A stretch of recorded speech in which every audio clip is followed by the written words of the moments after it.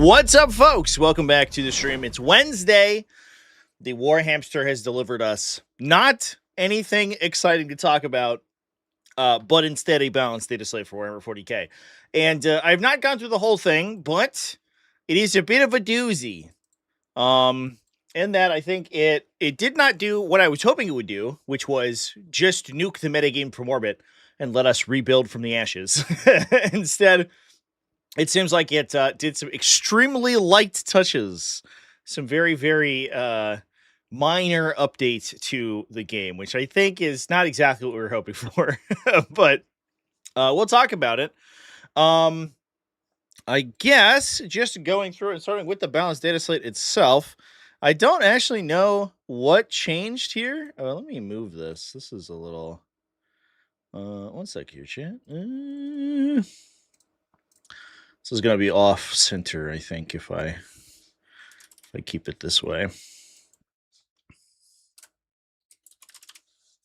I do. Is this better? No, that's much worse. That's significantly worse. What the fuck? Okay, not ideal. Oh, I know what I did.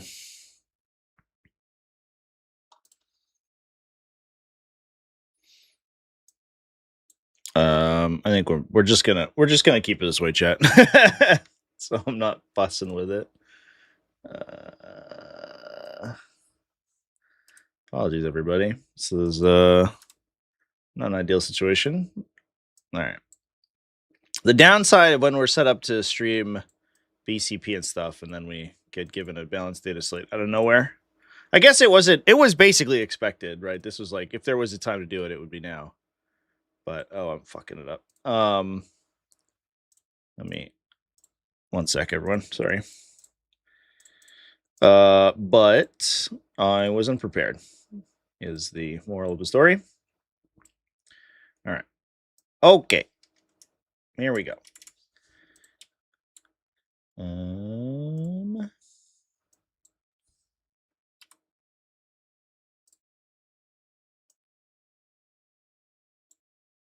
Here we go, chat. That's much better. Much off, less off center. We're doing it live. We so are. I think the only change in their patch notes was to Necrons in the actual slate itself. This is a bunch of nothing. This is a big nothing burger. Okay, yeah. All right, here we go. The Silent King no longer gives bonuses to Catan shards, I guess. I mean, that is very relevant, in fairness. Also, we could probably hit Amintor with that nerf, too. I don't know if the Silent King was the only one who was necessarily emblematic of that weird sort of inconsistency. Like, a lot of stuff prevents... Beyond 6,931 donated $10 through Super Chat. Sanguinary Priest can now lead Blade Guard. Brandf's active Disembark no longer only hostile. Silent King, Necrosaur, and Star Shatter no longer work with monsters. I don't know. Necrosaur is not in the data slate here, so I don't know about that one. Sanguinary Priest can now lead Blade Guard veterans. Is that in Blood Angels? Where the fuck would I find that? Be on page 9, I guess. Oh yeah, there you go. That is a change. We blew right through it. I guess that is relevant. If we take a peek over at our Sanguinary Priest here. He gives you +1 AP on the charge, right? That's his deal.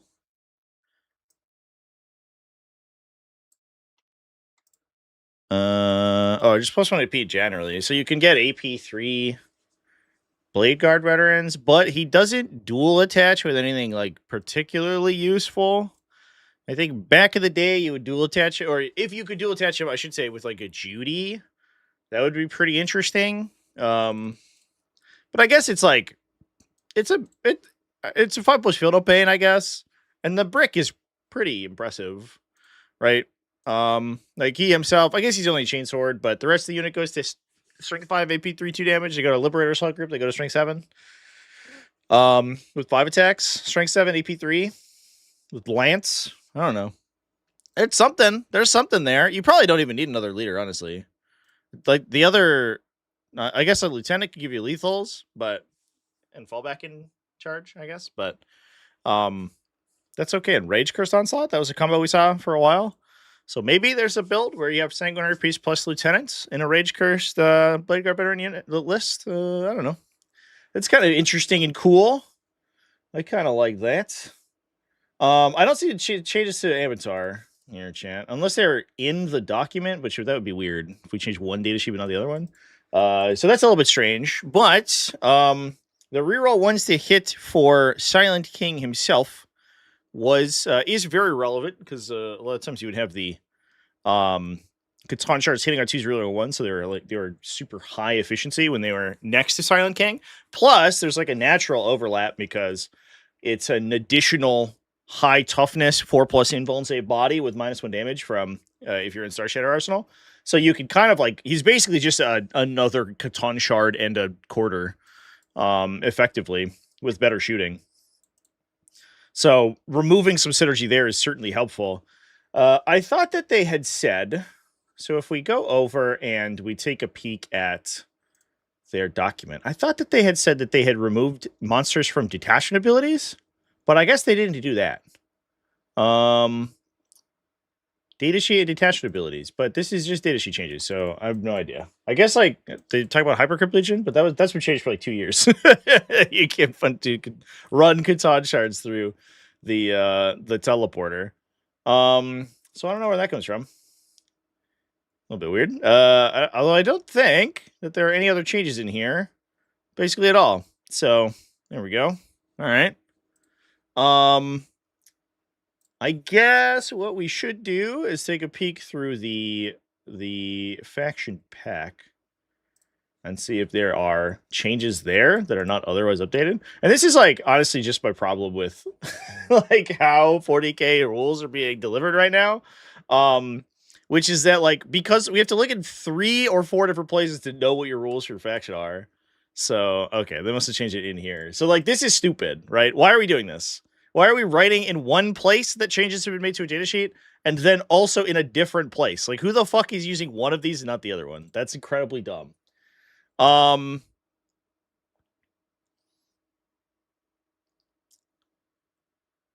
So they removed okay.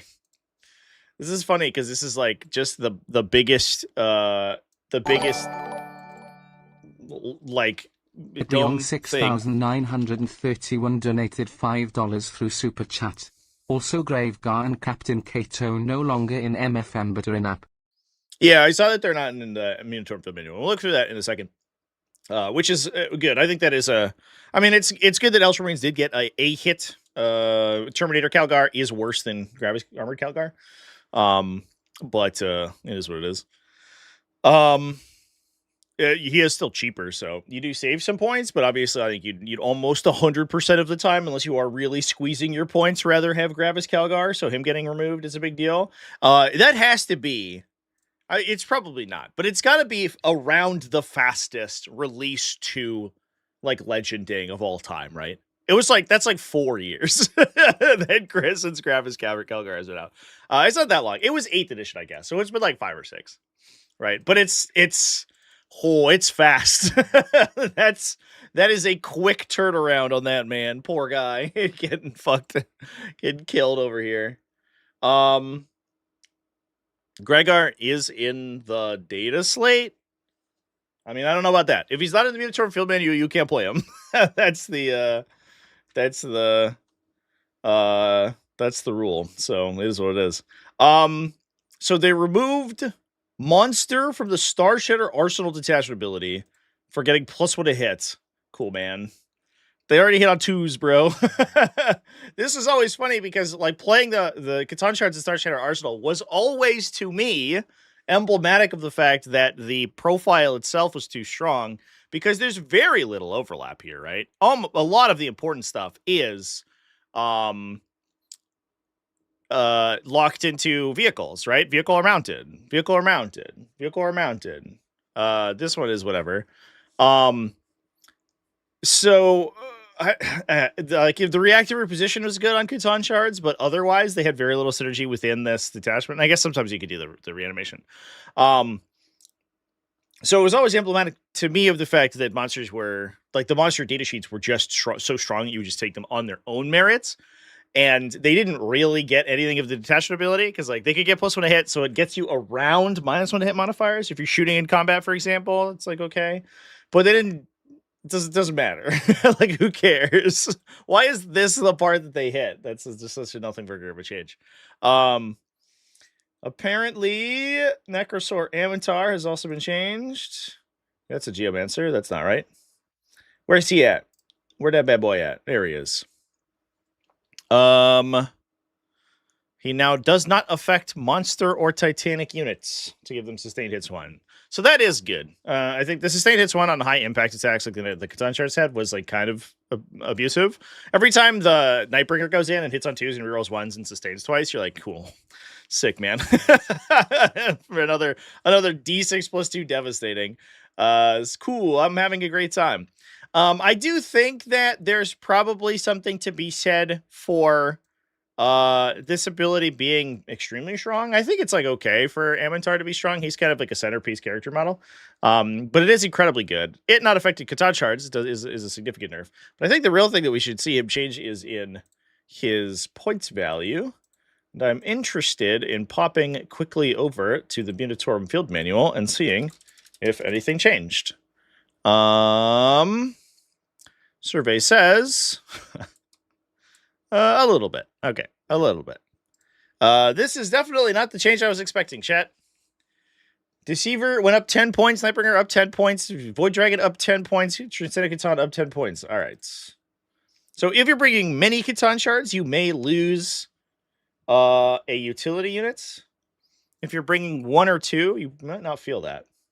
That is not a big change. Although I think, to be fair, we are probably underestimating the loss of synergy between these models, right? Amintar going up points and then not working on Catan shards is going to make the army feel less cohesive, and so it is going to be an actual impact.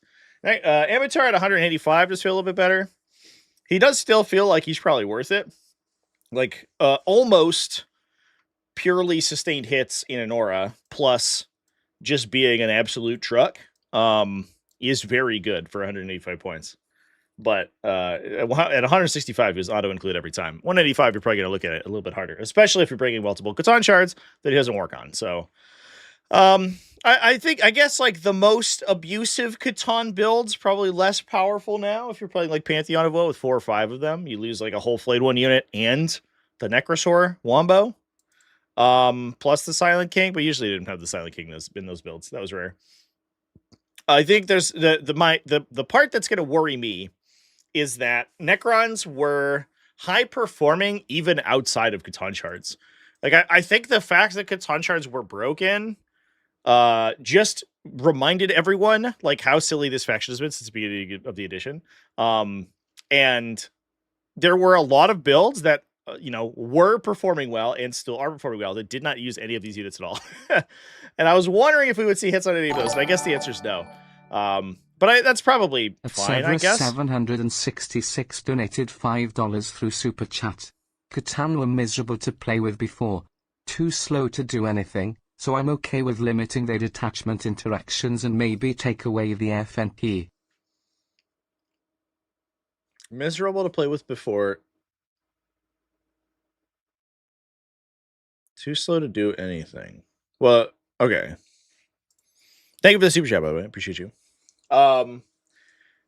Yeah, I mean, they were different before, right? I do agree they were really slow. I think they move 6 was like kind of move 6 was kind of obnoxious. They considered them like big infantry, I guess, because they were on 40 mils.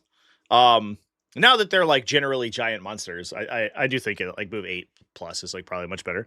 Like I think move 8 to 10 is okay. But previously they were like that either just this like counterpunch or this like big bulwark in the middle of the army. Now they just sort of do everything, which I think is problematic. Taking away the field of pain would be a huge blow. It would definitely make them more susceptible to like a bunch of little attacks, which is like what you're supposed to deal with the damage reduction like invuln save profile that they have. But I don't know. I don't know if they're like interested in rebalancing all the data sheets right now. Is the thing? It definitely feels like this is a little bit of a quick and dirty update because their development and design resources are probably somewhere else. Because it's like this is like definitely just for an army with like a 60+% win rate that's like habitually running at least 2 of these things. Also, there's internal balance problems where Deceiver is like far and away the best one of the 3 of the character ones anyway, the epic hero ones. But is the like significantly like far and away the cheapest? Like why that guy didn't get hit harder is beyond me. That's wild. Adriong 6931 donated $2 through Super Chat. Pantheon. Enhancements Trevi. The Pantheon of Woe got hit? Okay. Well, so I mean, that probably kills that detachment, right? If everything costs like 70 points more. But I don't think that was the issue, though. Like, Pantheon was, I think, the most degenerate stat check. But it wasn't the one that was winning consistently, right? Like, Starshatter Arsenal was winning all the time. Starshatter Arsenal are like the Awakened Dynasty builds that are bringing like a bunch of warriors alongside Catan Shards. I don't know. I saw it, we had like 2 Pantheon of Woe lists like win events, but that feels like a lot. I don't know. 55 points for Singularity Matrix, whatever that does. But I think the issue is when these wombo with different detachments, and I guess like the idea was that like Pantheon becomes more expensive, and then the other detachments get less synergistic, which is why we changed Starshatter Arsenal, which I guess does seem to be working. But you're probably excited if you are one of those hipster players who was like, I think Catan Shards are bad, and I didn't play them. Because I'm like a hipster and I think that they're not good, which to be clear, you're wrong. They were so dumb. You certainly, I think that the lists that were focusing entirely on Catan Shards were just a stat check that made the game, like turned the game into just a casino where you would try to roll saves against them. But the list, like clearly the lists that were consistently high performing were like 2 Catan Shards. However, all those people who are still performing well are just like, there's just no changes whatsoever. Is that fine? I think maybe, but you can still just play Starshatter Arsenal with the Silent King and 3 Doomsday Arcs and a bunch of Wraiths or whatever, and the list is just the same as it was. And I am a little worried about that because that list is very good. I guess like if you played Amintar, he went up a little bit, so like maybe you got hit in 20 points, but I don't think it definitely certainly didn't deserve the same level of nerf as you should have seen to Catan Shards. All right. What's next, chat? Do we have any more balance updates? Changes? Balance data slate changes? I don't know. Nope, I guess not. All right. Well, that's cool. It's a little annoying that they don't tell you which factions are changed, because it's a little bit tough to see, but that's okay. You know what? We have red text now, which is not something we'd had 2 years ago. So things are going up in the world. Let's move on. Let's go to the next faction pack. We'll go down the line of faction packs. We talked about Necrons. We'll go starting from the top into Chaos Space Marines. Inky's freaking the fuck out. This cat, by the way,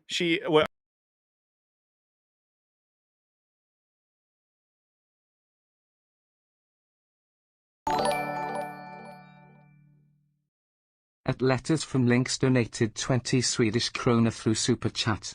System Reavers can't take cult units. Reavers? I don't know what that means, chat. Thank you for the Super Chat, though. Appreciate you. I was making a thumbnail for the live stream today, and this cat was like running around and screaming like her head was cut off.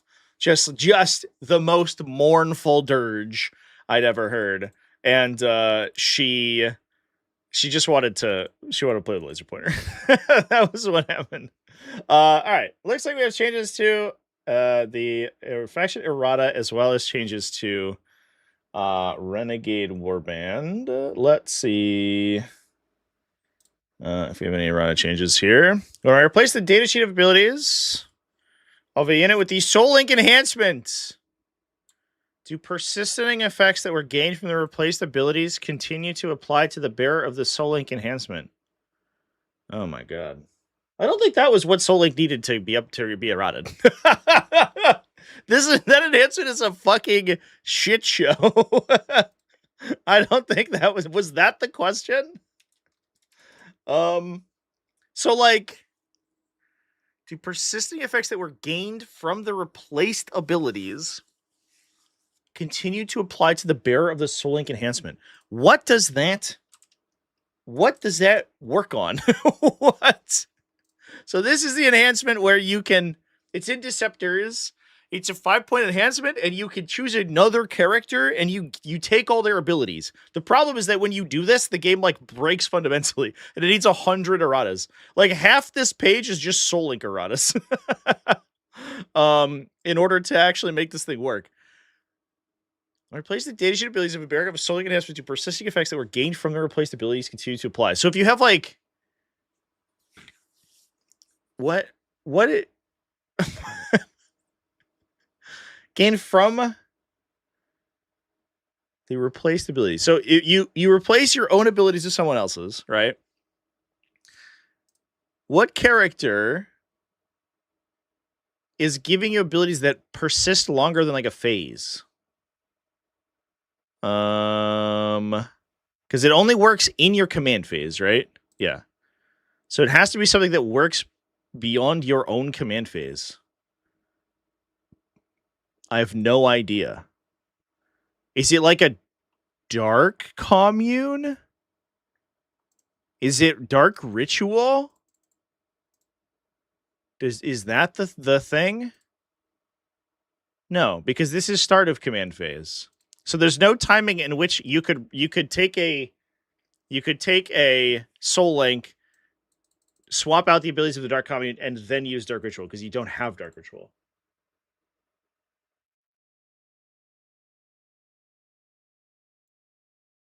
I don't understand. I'm fascinated. I'm fascinated by this. What does this do?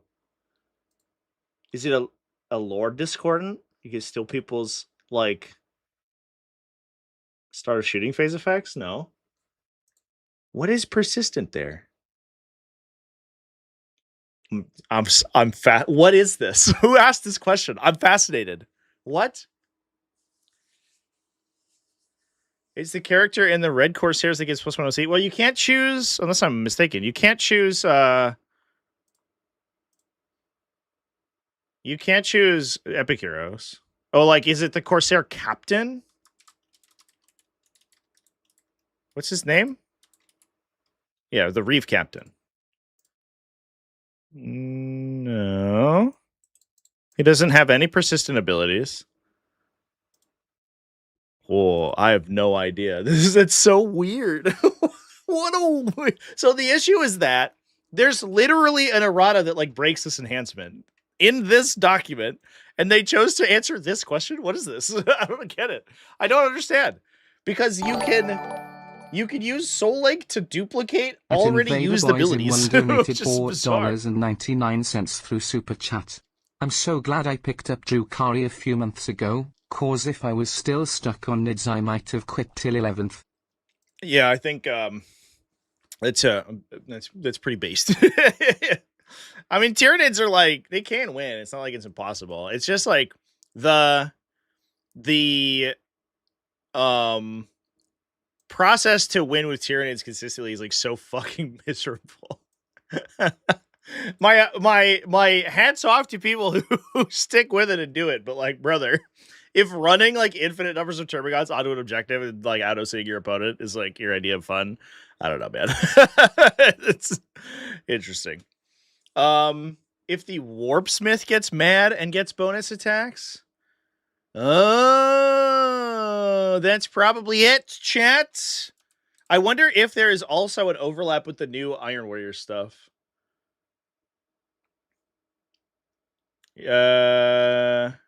Oh no, they don't get mad. No, I'm just kidding. I don't know. I don't get it. They don't have like a get upset ability.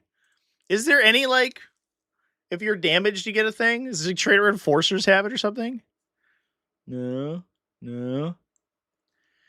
That's wild. Is it MOE? Is he do a thing? No. I have no idea. I'm sure someone's gonna come in here and they're gonna show us the spice. They're gonna tell us what's up. Yeah, I don't know. Anyway, Chance. Yeah, wild. Future proofing for Iron Warriors. Yeah, it might be. That's weird to release it here. That baffles me. I don't get it. In any case, we'll move on to talking about some Renegade Warband. This was changed so that you cannot use Cults of the Dark Gods. This is the ability that lets you bring in allies that are Chaos Space Marines from other Space Marine legions. So you could bring Plague Marines and Noise Marines. The issue is that because those models do not have Dark Pacts as standard, there was no downside to playing them in this detachment. So this detachment, despite being thematically all about not being God aligned, not to sell your soul to a demon, was the best one for the guys who had sold their souls to demons. So it was a bit of a flavor fail, and I think basically all of these lists just turned into like triple Noise Marines plus Plague Marines or whatever. So I think I kind of get it. I do think, in my opinion, this might be a hot take. And I was formulating this opinion when we first reviewed these, because I was like, Heroes Marauders looks amazing, and then everyone was like, Renegade Warband, and I was like, yeah, it looks good.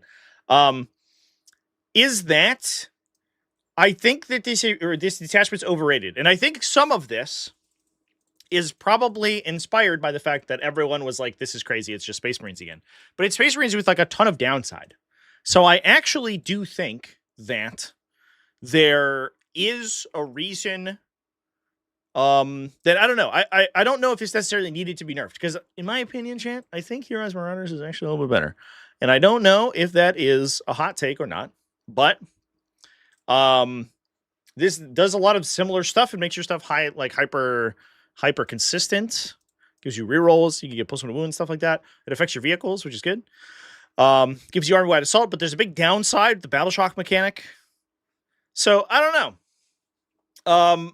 It probably was going to be highly played. I don't know if it's necessarily going to be the case anymore. It still seems okay for like vehicle stuff, but I guess you're not playing the infantry as much anymore. So I don't know. It does feel a little bit weird that it's like, this is the one where we draw the line on the Cults of the Dark Gods. Like, oh, Noise Marines, you can't play Noise Marines here, but you can play them in Renegade Raiders. And you're like, okay. Well, that's just the same effect, but they also get +1 AP. And like full hit and wound rerolls, they disembark a transport. Okay. Or in Heroes Marauders, just +1 to hit all the time. It's, I don't know. It's a little bit weird. I don't know if I totally understand it, chat. But maybe it's a flavor thing. Maybe it's a flavor thing. I don't know. Not a hot take. William Bissell agrees. Well, there you go. We're in hallowed company. Interesting. It did feel like a hot take at the time, I think, but that is what it is. A Demon Prince of Slanesh? Well, I guess, yeah, the Demon Princes, the Chaos History Demon Princes get marks, right?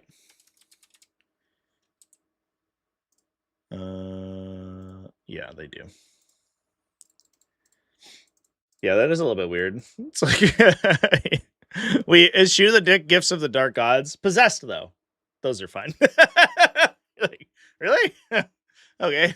I guess so. I think it's entirely because there isn't a downside, right? Like the whole idea was the detachment was that, like, it's representing the fact that, like, this is the power you gain from selling your soul to chaos, but you've given up your humanity, and your humanity being represented by the Space Marine Army mechanics, which is kind of what you get back from the detachment ability.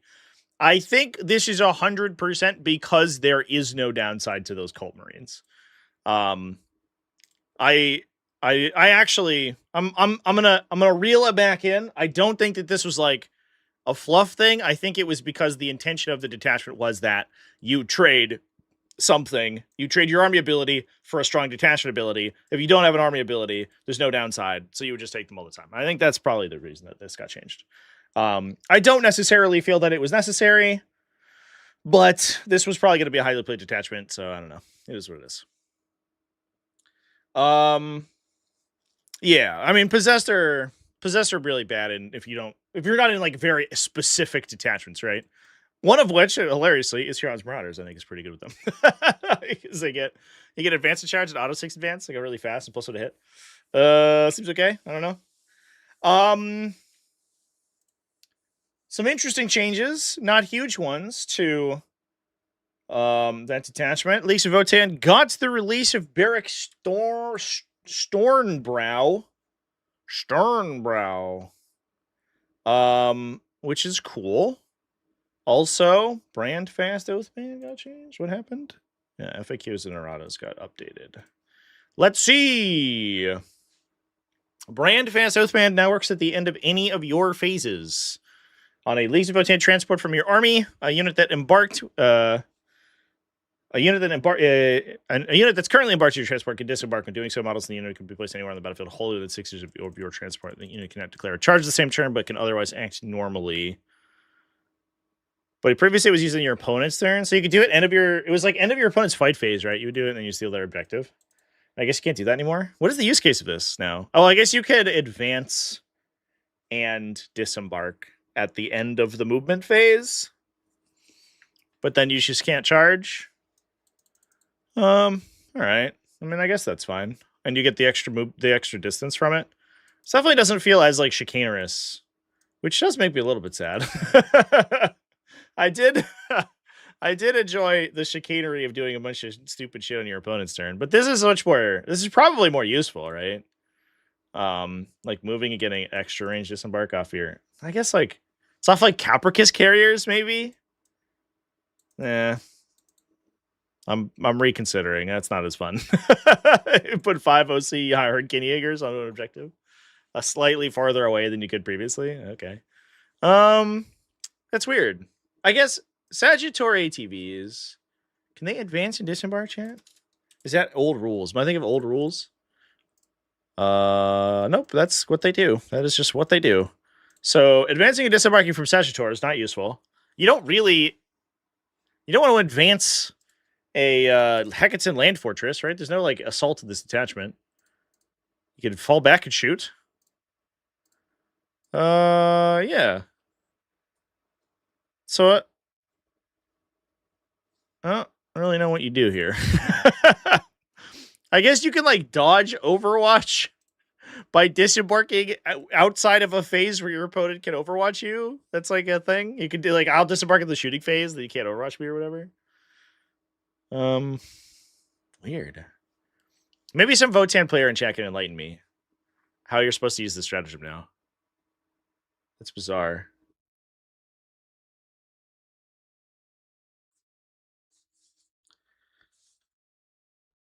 That wasn't the change? Oh, what was the change? Wait, is that literally what it says the changes? What am I missing here? Oh.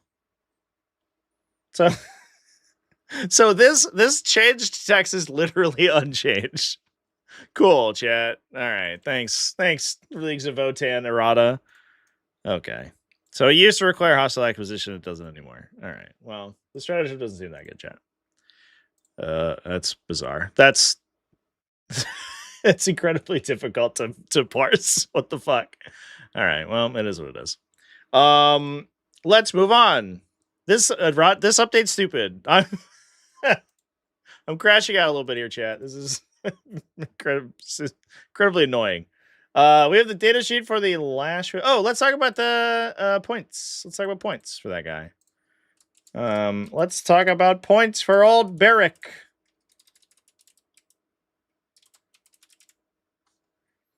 Oh my god. He just made 110 points. Jesus Christ. He's more than 5 Chthonian Berserks? Okay. think we were like, he'll probably be 80 to 90 points, and he'll be pretty good. 110, my dude. I think I did say when they had released him, I was like, I hope that they don't like Buri Egnerson this guy, and he's just crazy expensive. They're just like, he has a good top line profile. Make him 120 points. That's exactly what they fucking did. Yikes. 110. I mean, like, his like data sheet's good. It's just not flashy. He just hits hard. But for 110, when you could just get an entire unit of guys for 110 points, for 100 points, you get 5 whole dudes. 110 for one guy. I don't know, chance. For one move 6, dude. That's a lot of points. That guy could have come in at 90 and probably been okay. He would have been fine. Adriong 6931 donated $2 through Super Chat. Don't look at Twin Lance. Okay. We just won't cover it. Every epic hero in Votann has started at 110. Is that true? That they all start at 110 and they'd move down? That's so stupid. You'd think they'd figure out eventually that like starting them there is too much. I still think that there's situations where you do take him, where you know, the 5 Chthonian Berserks don't work, or you want to push the Chthonian Berserks farther with sustained hits. Like, he plus 5 Chthonian Berserks is probably... Is it greater than 10? Because the Berserks themselves, if they're like 3 attacks each, if you don't count the double fist, right? So it's 15 attacks for 100 points. Berekh attaching to 5 gives you basically 9 attacks. Because he gives you... Yeah, he's basically gives you +1 attack per, right? Because it's like a 4+ weapon seal sustained hit one, which is like basically a 50% chance to get one through. Or excuse me, like a 30% chance to get one through. You average an extra half of a hit per model, which is exactly the same as getting an attack. So he basically just straight up gives you +1 attack on all your models, right? And then he himself hits like a truck, because he should 100% convert his own hits, theoretically, like on a long enough time scale, right? And he averages 100% hits on a 2+ weapon skill sustained hit one. And then he's got, I'm going to double check. He's got the 2 1 damage attacks, and then he's got 4. Where's my Leagues of Votann faction pack here? Get out of here, Necrons. Did I close it like an idiot? Jesus Christ. I do this every day, chat. You wouldn't know looking at me though. So he's 4, 10, 2, 4. So he himself brings 5 attacks to the unit effectively, and then also an additional 4 damage hits plus 2 1 damage hits, which is like probably worth another like 2-ish Chthonian Berserks. So I guess it depends on what you're hitting. If the strength 10 is relevant, or the 4 damage is relevant, it's probably better than an extra Chthonian. Or an extra 5 Chthonians. They swing 15 attacks. Basically, like, the question is 4 super duper high efficiency attacks worth 10 kind of mediocre, like regular anti-monster, anti-vehicle attacks? And then that's the arithmetic you have to do. It kind of doesn't feel like it is. The more I'm thinking about it. It's like, if you have 10 Chthonian attacks, it's 5 hits. They wound everything on 3s, so it's like, what? 2, 3-ish wounds? 3.5-ish wounds? So it's like 9 damage pre-saves, 10 damage pre-saves. Whereas he is 4 hits, like 2.7-ish wounds times 4. So it's like 9. He does feel like he's very slightly under par compared to 5 extra Chthonians, which means he probably should have been costed at 90. And I think we're all like happy with that. But 110 feels weird because he definitely doesn't feel as good as 5 whole guys. I don't know, Chance. Yeah. I don't know. That doesn't feel very good. That sucks. That sucks. I was excited for this guy because I do like powerful characters, right? This guy feels a little 9th edition-y, which is my favorite edition. Well, R.I.P. Berekh Stornbrow. Talking about Tyranids, which I think just got the prime. Yeah. The most disappointing datasheet of all time. Look at this fucking guy. What a goober. What a silly goober. Where Tyranids at?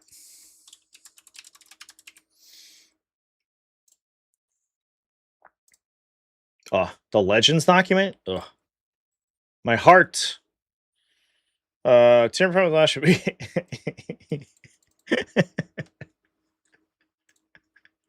85 points, chat. We were like, is he good at 60?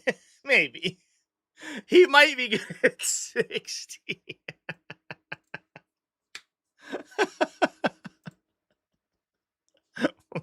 Just fucking kill this faction already. It's already dead. That's so stupid. Incredible. All right. Well, alongside the same bent as Berekh Stornbrow, these models are too expensive to be played. That's unhinged. It's because he is just the same datasheet as the Winged Prime, who is somewhere. Is the Winged Prime here? Torage Prime? Prime with Lash Whip? Oh, Winged Prime is on the side. He's 20 points more than the Winged Prime. They have the same leadership ability. I guess this guy brings your Blood Surge. But his keywords are strictly worse. So, what? He's got downgrade, and he's slower, which is half the reason you bring him anyway. So, realistically, he should be a side grade. Maybe he's 5 points more or something. Okay. Why the fuck is he 20 points more expensive than this guy? That blows my fucking mind. I don't get it, chance. Just a dead release. Jesus Christ. Well, there you go. We don't have to think about the Tyranid Primal Lash Whip anymore. We don't have to prognosticate whether he will change the Tyranid faction fundamentally. Because he won't. He's not very good. Incredible. What a time to be alive. Maybe Votann is meant to be bad. New Prime does it better melee. Yeah, but not So, I mean, part of it's that, it doesn't really matter. The output from the unit comes from the warriors, not the Prime, right? People are like, oh, I'm going to put it with 10 Hormigons. And you're like, all right, man. Okay. You could, I guess. Spend 200 points on Hormigon unit, sure. And then he does outshine the rest of the unit. But he is not dramatically better, right? The Winged Prime is exactly this datasheet with 1 less AP. Or this weapon profile with 1 less AP. The 4 attack, 3 damage profile, very marginally better in some cases, right? If you're fighting -1 damage, you're fighting T9. In basically every other situation, he's just +1 AP over the Winged Prime. So it's not he's not crazy better. He's not 20 points better. This model, just for context, chant, this model is the same as a Space Marine Captain. A model with 8 Strength 8 AP2 2 damage devastating melee attacks. Without any upgrades. That's what he does. He also gives you free strats. Come on. Are you kidding me? Those are comparable. This guy and a model with his profile, but 8 attacks with devastating. With higher strength characteristic too. I don't know, man. It's just one of these things is not like the other. And an invulnerable save. And, access to armor of contempt, all those million things. It's a whole thing. I don't know, chat. And a ranged weapon. I mean, not a good ranged weapon, but he does have a ranged weapon. He could take a power sword if he wanted to. All right, Tau Empire literally just got the Twin Lands data sheet, which we talked about extensively. Look at these bad mother truckers. How many points is it Twin Lands, chat? Let's find out. Just after these word from our sponsors. He can take enhancements that the Lash Prime can't. Oh, the warrior enhancements? Yeah. The new Tyranid Prime is better than a Lord Exultant. Yeah, okay. Oh boy. Dude, Tyranids would pay out the nose for Lord Exalted. Could you imagine? They're like, wait.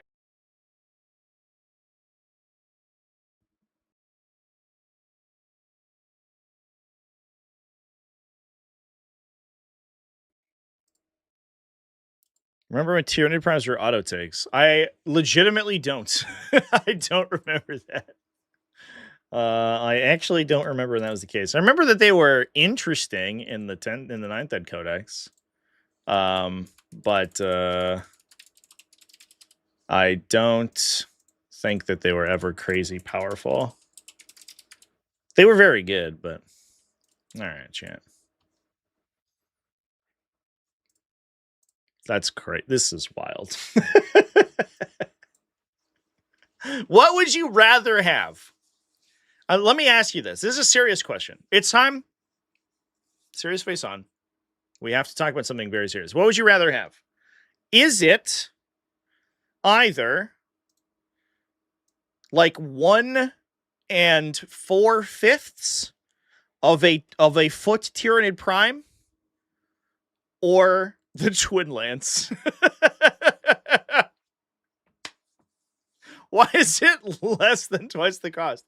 That's fucking crazy, chat. This unit's insane. So here's the crazy thing about this unit, which let me just double check that this has not been routed. Did I just close the datasheet now? Sorry, I keep jumping around. I'm all over the place today. Here's the crazy thing about this unit. This has never been changed. There's no way this doesn't get eroded. This ability triggers on both players' turns. This is not keyed to your fight phase. So if you charge them, they just move 10 inches and take your objective. Or they move, they shoot you, they move up, shoot you, scoot 6 inches. Then on your turn, move 6 inches farther forward, then move forward again, then shoot, then move again. It's like, what the fuck, bro? Why? There's no way that that's intentional. I almost certainly was meant to be end of your fight phase.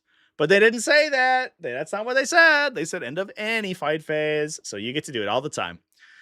I think we said this unit is probably going to come in at I was like 215, like 220 maybe. And then you're like, all right, I'll consider it. Even if you're like, oh, it's like 190 and you're like, I could take this or Riptide. All right. No, I'm thinking about it. They have lower toughness value. They're kind of hard to kill, but they're like really jumpy and they have good frontline, skirmishing potential. They can run up and kill a utility unit and then go behind line of sight. That's pretty cool. 160, dude. Are you kidding? What would you rather have, the Twin Lance or a Sun Shark Bomber? A unit that must rapid ingress to get value. Fucking unhinged, bro. That's insane. That's absolutely insane. I don't get it. Where's the balance these days? This is also the case where I expected, unironically and wholeheartedly, oh my god, stealth battlesuits got a buff? They went down in points value? What the fuck? Chad, Tau Empire's like the 3rd highest performing faction in the game. What is happening right now? What? They got buffed and the Twin Lanes got released? I, for one, welcome our new Tau Empire rulers. Holy shit, dude. This is crazy. This faction's unhinged now. What is going on? What? This is insane, bro. If you charge the Twin Lance and don't kill them, they gain 4 inches of movement. Yeah. From the already 6 inches of movement they were doing on your own turn, they can now get to move 10 inches instead. Fucking crazy. Oh my god.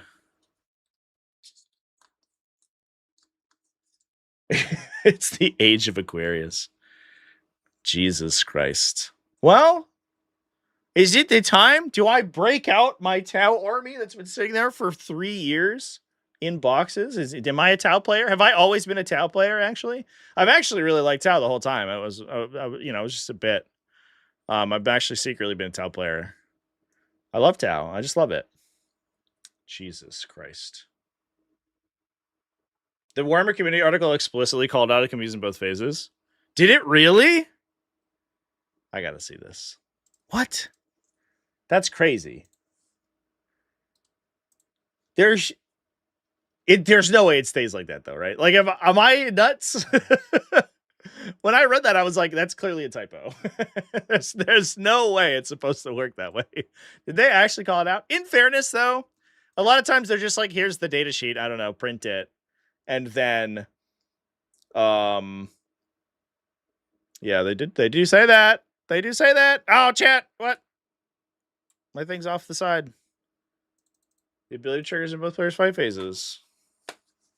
What the fuck? But I do think that there isn't like a link between the design team and the marketing team. So I think that there's probably a pretty reasonable chance that the design team was like, hey, here's the ability at the end of your fight phase. You can move. They forgot to write and then they sent it to the marketing team. And the marketing team was like, oh, cool. It works in both phases. We'll write that down. That's a cool selling point.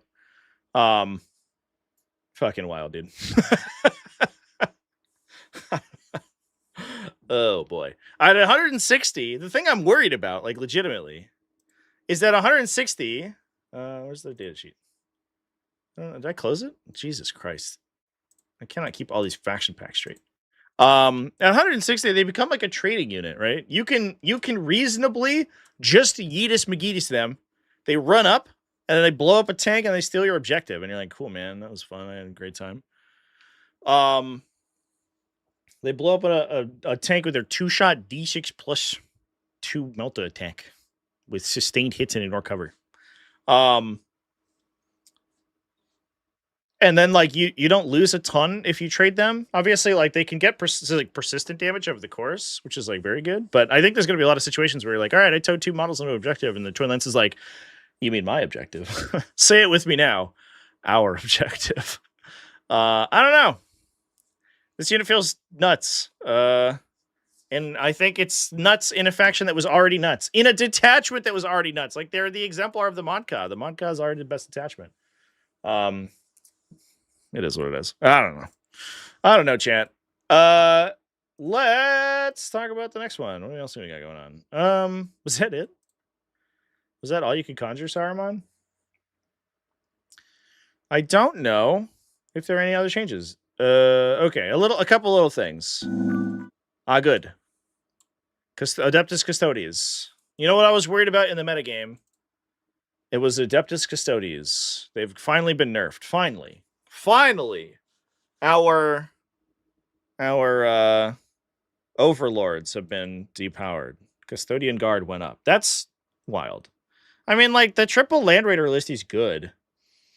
But, like, is it that good? It was, like pretty high performing, but not that high performing. And realistically, you could hit the Land Raider, probably. Like, you could pump this Land Raider 5 or 10 points, just, like, make them eat a utility unit. Hitting Custodian Guard hits every archetype. Bizarre. Like, Adeptus Custodes were like, for like 5 minutes, we're like, guys, we're relevant again. Isn't this cool? We get to win tournaments sometimes with Shield Host. I get to play Shield Host again. And GW's like, no fun. Sometimes you beat Tau players. That's unacceptable. Aeldari got a nerf.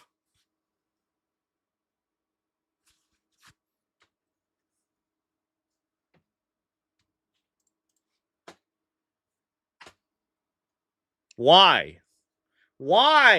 Stop. He's already dead. You can't. Your once per game's been nerfed. You can't use Aspect Shrine tokens. He's the only Fired Fade left in the Codex. Get fucked, Azurban. We hate you. At least Wraith Lords went down. That's good. Oh my god, dude. What the fuck is this update? Astra Militarum, Rogadorn battle tanks and commanders went up. Understandable. We just saw GT1 with 4 of them. The best thing was that I think we watched Robert Moreland win a GT with 4 Rogaldorns, and I literally got a comment that was like, how the fuck does this list win? I was like, what do you mean? It's 4 Rogaldorns. They're just T12. Like, they shoot people. Sometimes you just die. I don't know. And then he won another one. It's like, it seems like an okay archetype. I don't know. That unit going up is, I guess, makes sense. It does feel like without Grizzled Companies, like reroll ones to wound, they were struggling a little bit. But to be fair, I do think they were getting kept down a little bit by Necrons and like Catan Shard stuff. And so if that archetype moves a little bit out of the way, it may be that Astra Militarum were in a position to do well. So I don't hate this change. Black Templars, 10 points less on Crusader squad, 20 model Crusader squads. So Bastion Task Force is better. Okay. Well, have fun with that. That's pretty good. Recon still untouched, yeah. It's because Nemo didn't win world championships. We need, assuming we don't get a new edition, which please God, put us out of our misery. Holy shit. Assuming we don't get a new edition, everyone needs to send their mental energy to Nemo for world championships this year. Please win with world championships. Don't hit your hard counter being run by John Lennon in the quarterfinals. Please, God, we need more showcase of how absolutely degenerate this build is. Astorath the Grim has had a 10-point cost reduction. This guy gives you devastating wounds, right? That's his deal. I don't even know what he does anymore. Astorath the Grim. Look at that. Devastating wounds. Wow. I mean, that's fine. Oh, and then you got to fight on death. Well, I guess it's okay. But you might as well just have a chaplain for +1 wound. Devastating wound's not that exciting in most cases.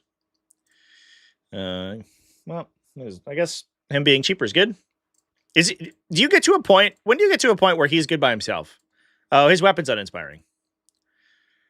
6 at 7-3-2. I guess he goes to 7 at 9 in Liberator Assault Group. 7 attacks at 9. Yeah. If he was like flat 3 damage, which he feels like he should be. Astrath's axe is enormous. It's like the size of a rhino.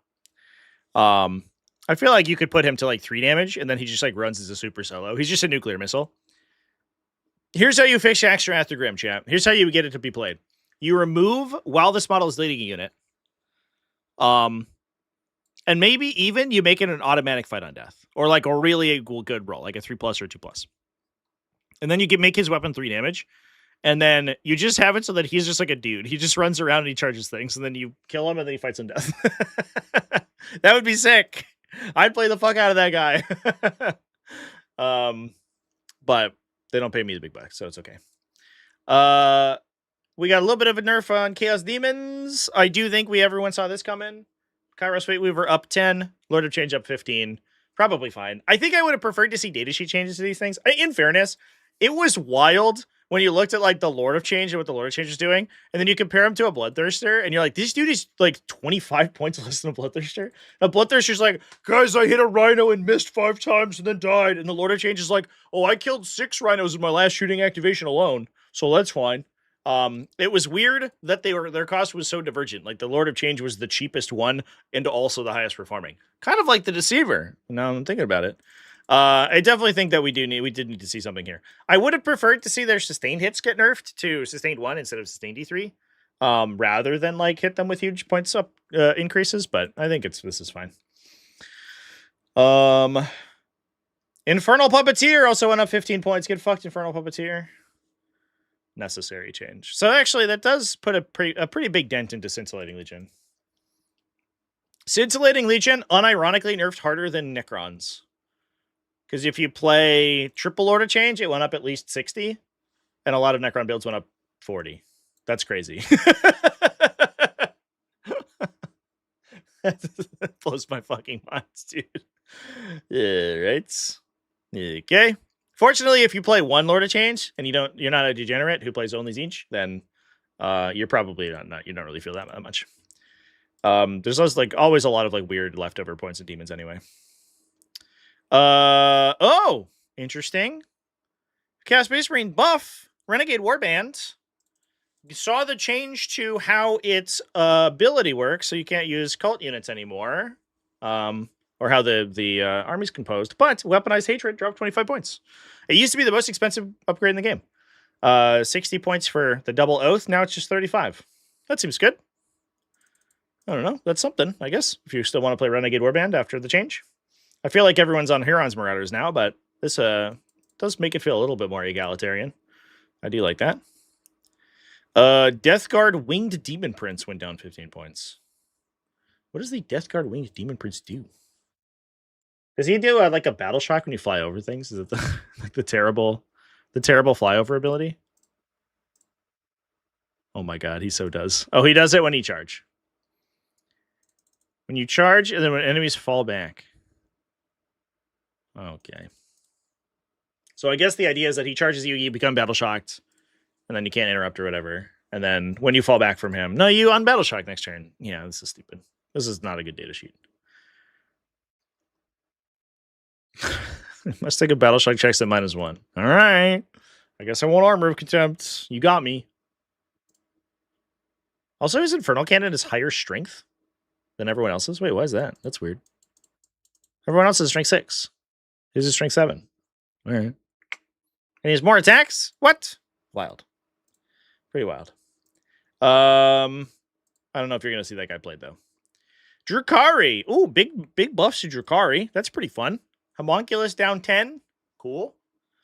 Shards Carbine Scourges down 5. Don't even know what those do. Oh, they have an AP increase effect. That's interesting. These guys don't get played. You can spend a pain token to empower them, and they get 6-inch deep strike. I guess like they were 80 points like previously. That is a lot for a utility unit. When they're competing with mandrakes, that's tough. Like mandrakes are the same cost and are unshootable, and have a redeployment. That is a tough nut. That is a tough pill to swallow. So it's a tough nut to crack, but they're not a tough nut to crack. They're T3. But +1 AP effect is actually like super relevant. If this unit had a shoot and scoot, it would be played so much. Like real talk, right? If these guys were like, oh, after shooting, you could like empower to move. Holy shit. You would play these all the time. AMKW9PO, thank you for the membership. That's wild. I don't know, maybe we'll see them. 75 does still feel a little bit tough, just because of the competition in the faction. Like, you're talking about utility units in the army composed entirely of utility units, but it's a nice change. Rax also went down as well. Nice. Very nice. Emperor's Children, Terminators, down again. Soon, chats, we'll be at the point where people will play a 5-man unit of cast Terminators, Emperor's Children. How many points rebuttal is that? 29? The problem with the Emperor's Children cast Terminators is that they have a directly anti-synergistic effect, where they have to shoot you and hit you with a gun, and if they do that, they get reroll charges against you. But if they're shooting you with a gun and you take any casualties, you'll just pull out of charge range. So like, what are we doing? This is weird. Why are we doing this? I think that's probably, I don't know. We could redesign that data sheet. And also, all of the attacks target the unit, so you can't even split one gun off. Like, what the fuck? I don't know. Why did we do this? I guess it's like, so we don't just take like all twin-linked melee weapons and then one guy with one gun, and we just shoot like one gun at someone and then get reroll charges. But like, that would have been good. You would have played them sometimes. Instead, you're just not gonna do that. Oh, I guess you can still do that, right?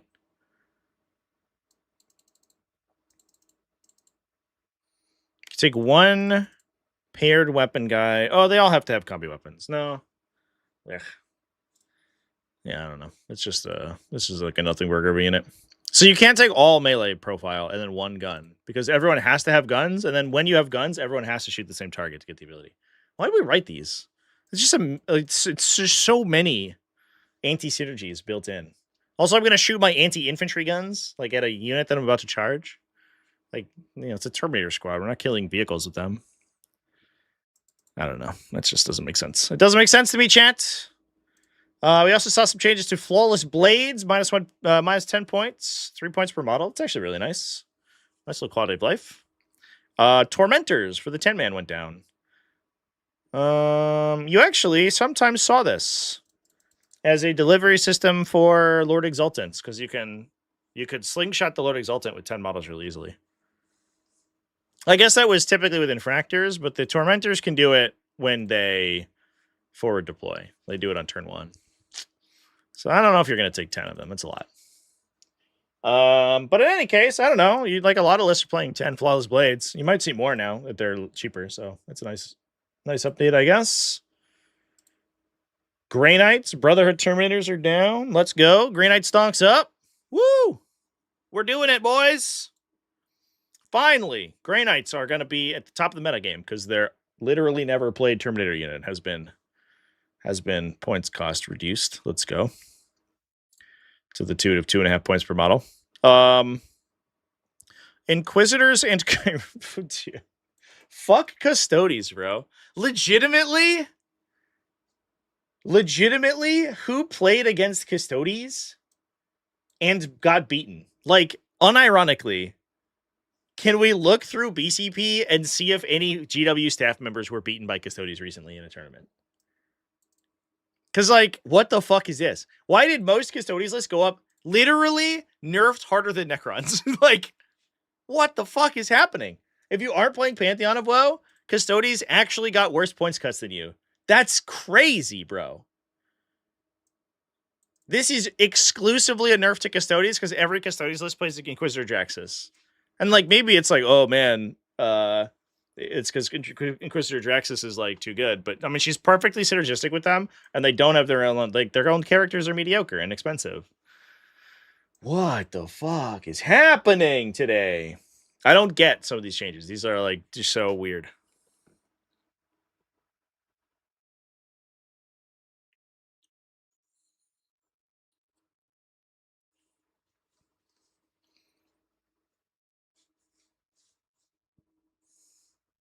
Folger went like 200-0 over 2 events. The former world champion did well in teams events, chat. You're right. Nerf the faction. The format where you can sculpt your matchups to get better matchups for yourself. The former world champion scored lots of points. Clearly the faction's too strong. I agree. It must be the faction. Dude. Because he's won like 2 tournaments.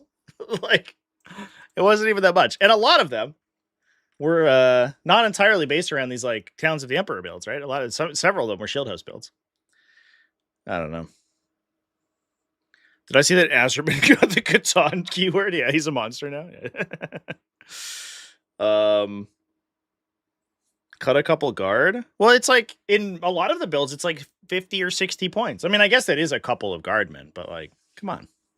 Like the thing is the comparison between the two, right? Why is the faction that's winning like, you know, a dramatic proportion of the tournaments every week, getting like these little nudges, and this faction that's doing okay, right? I'm not gonna say Custodes are like bad, right? That's certainly not the case here.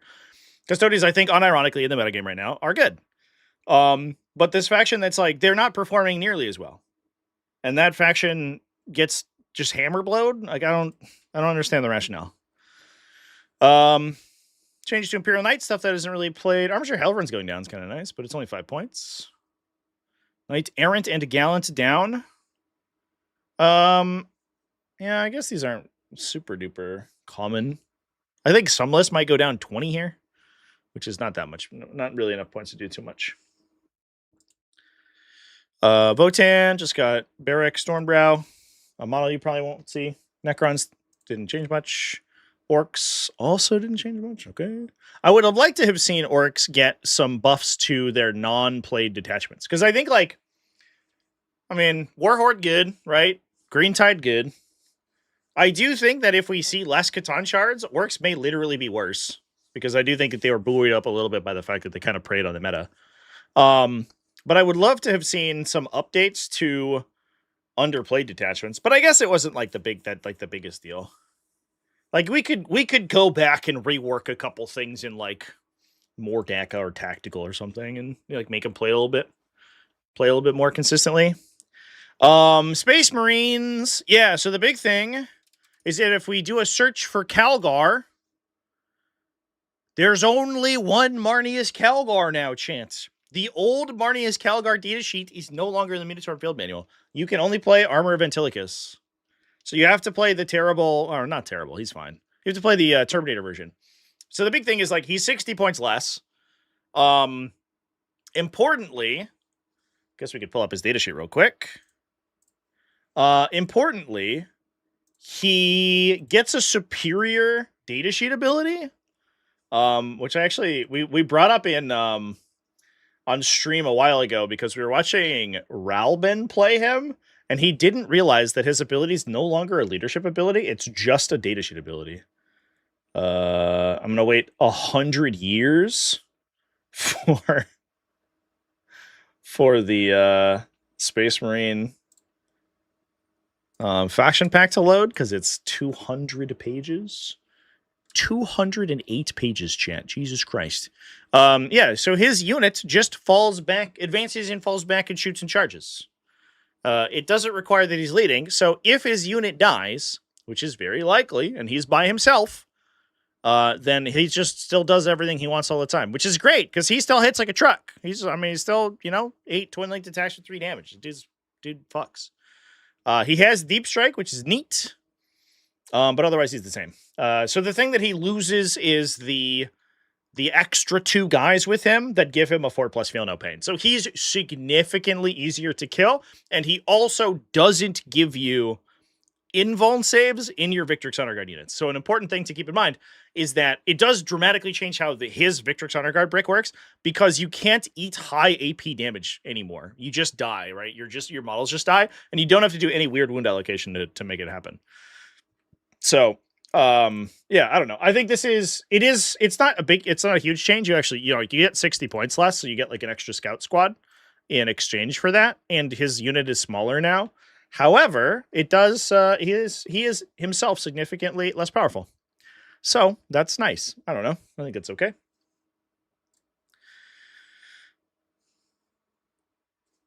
$200 points less makes it easier to bring Gilliman. I don't know if I think you still play him though, right? Like, honestly, now he's just a beat stick. you're like, I don't even care that much about the command points. He's just 140. I'm just going to take him with like 3 dudes, and then we're just going to run at people. Like, I think he's still fine for his points value. He gives you a huge threat range increase on a unit that's already spooky, and then he hits like a truck. I think it's probably fine. You could cut him, maybe. But I think, I don't know, I'm like less worried about Ultramarines that don't have Marneus Calgar, that don't have just the free advance and charges like unit that's just hits super duper hard. He himself is less abusive, I guess, but I think you still play him. Just too angry to die. You get an ATV for free, yeah. Combi Weapon Lieutenant went up 15 points. Thank God. Fuck that guy. The stupidest datasheet of all time. Just every single defensive keyword strapped onto one datasheet, so he's hard to kill and does a million things. Happy to see that. Redemptor Dreadnought up 10. Why? I guess it's because of Blade of Ultramar. Yeah, this is all Blade of Ultramar stuff. Get fucked. Wards of Ultramar up 15. Thank God. I like these changes, chat. Like, you basically offset any of your points increases with the Marneus Calgar, like, debuff, but so you don't really lose anything besides good Marneus Calgar, which is, like, fine. I do think it probably doesn't go far enough, but it is definitely less. It is worse than you had previously.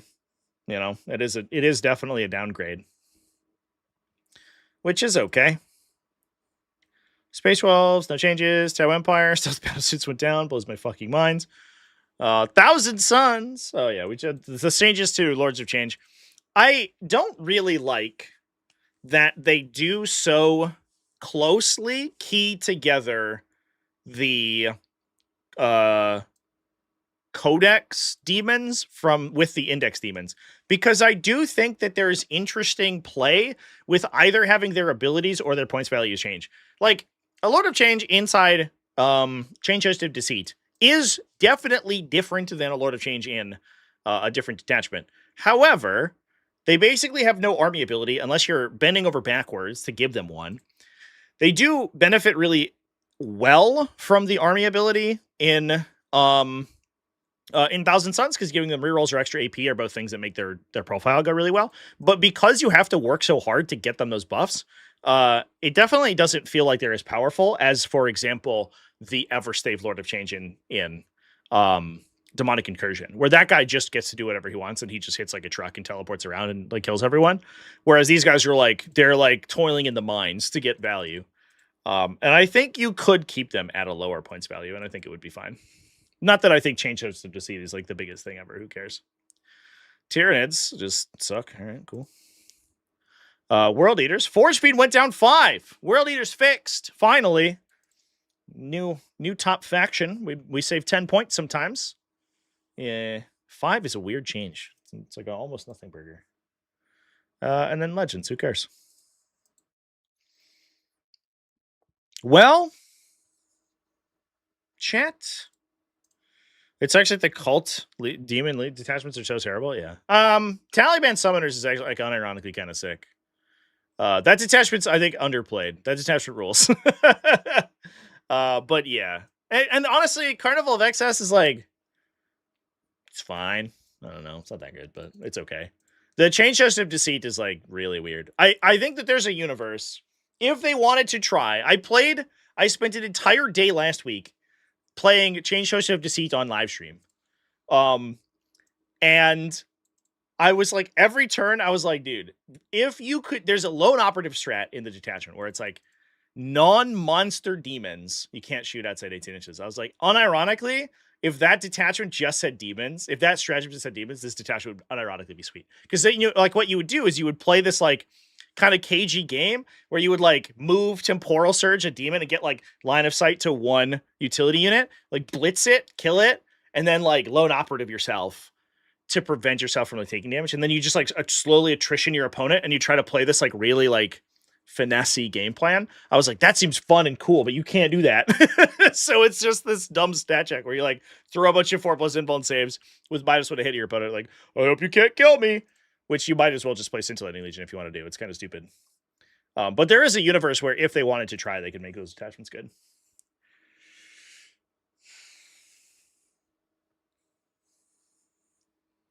As a non-Ultramarine player, the This Is All Blade of Ultramar stuff really hits. Just play Blade of Ultramar, bro. Then you could be the recipient of all the cool units. That's the fun thing.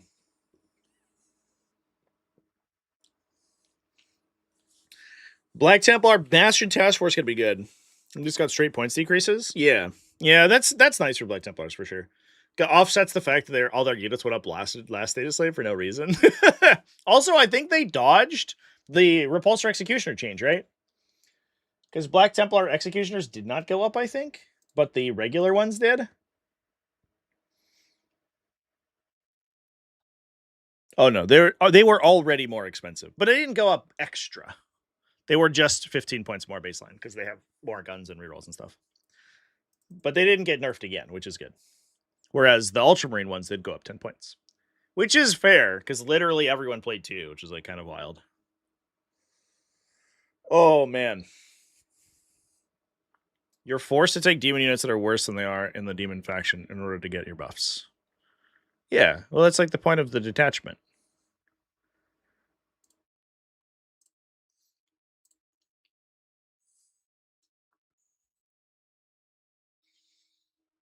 At least Ultramarine nerfs didn't hit every other detachment hard as usual. Well, everyone's combi with Lieutenant went up, so rip. Yeah, I'm curious. I mean, honestly, they should just go back in time and unrelease Blade of Ultramar. We don't need that. It's fine. They can play Gladius Task Force. Okay. I don't really understand why they felt it necessary to release that detachment. It just is. I don't know. It's stupid. It's stupid stuff. But like they could have like I don't know. I don't know how they nerf Ultramarines in a way that doesn't hit every faction in a way that's interesting. Adriong 6931 donated $2 through Super Chat. Does your doc not show Crusader squads down? No, it does. We talked about it. We had a whole discussion about it. Look. Look at that. Down 10. It's not like a huge change, but it is a change. Wardens at 0 to 1 max would fix it. Yeah, if only there was a way to do that mechanically. Oh man, you know what really kills me is all those Wardens of Ultramar spam. When my opponent deploys 3 Sergeant Matoruses, it really gets my goat.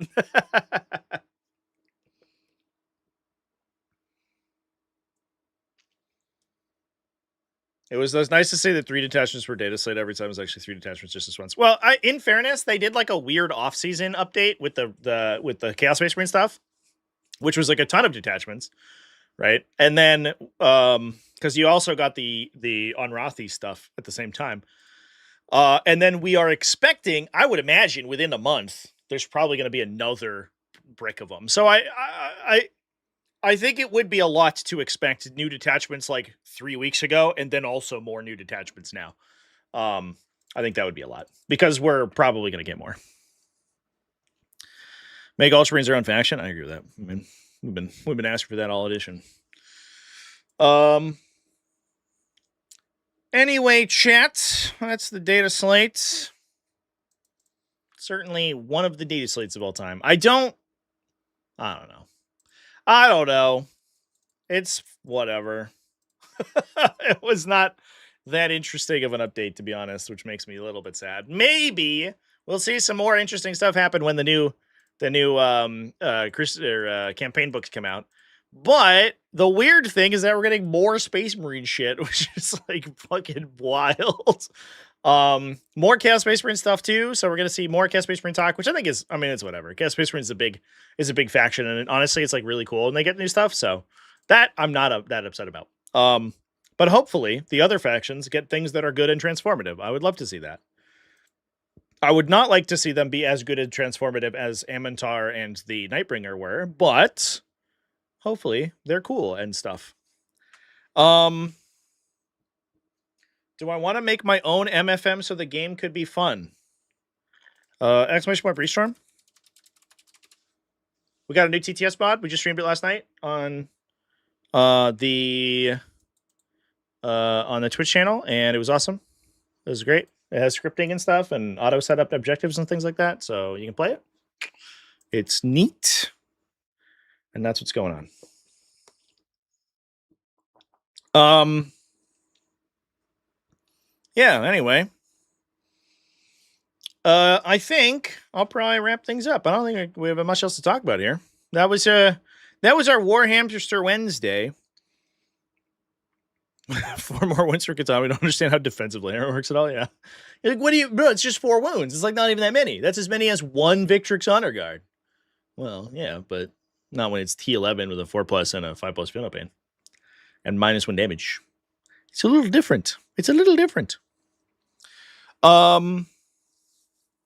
So cool. Yeah, I think we'll go ahead and wrap things up there. There are games scheduled to happen tonight, but I'm actually not sure if I'm going to be able to live stream them. So they may end up going down in the Discord. So stay tuned to the Discord. I have obligations tonight, so I don't think I'm going to be live streaming later. Stay tuned to the Discord when that might happen. But in addition to that, I will most likely be back on stream tomorrow. Probably playing some stuff. And yeah, so I'll see you all then. We've postponed the normal Warhamster Wednesday discussion for next week.